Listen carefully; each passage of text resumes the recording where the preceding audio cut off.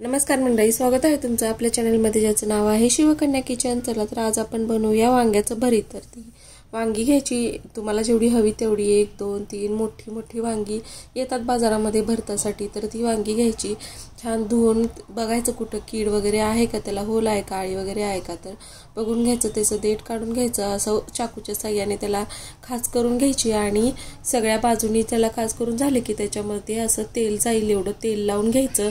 तेल लावून झालं की ही वांगी जी आहेत ती डायरेक्टली आपण गॅस फ्लेमवरती ठेवून द्यायची। तुम्ही गॅस फ्लेमवरती ठेवू शकता किंवा कुणाकडे चूल असेल तर ती तुम्ही चुलीवरती ही अशी वांगी चुलीच्या आरामध्ये छान भाजून घेऊ शकता।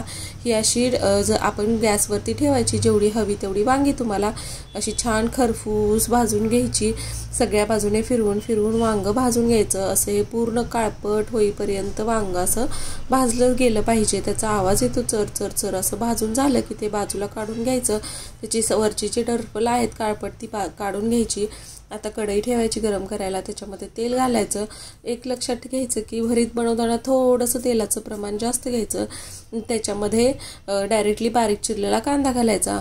आम्ही इथं जिरं किंवा राई घालत नाही, ती कचकच लागते असं वाटतं, त्यामुळे तुम्हाला घालायची असेल तर तुम्ही घालू शकता।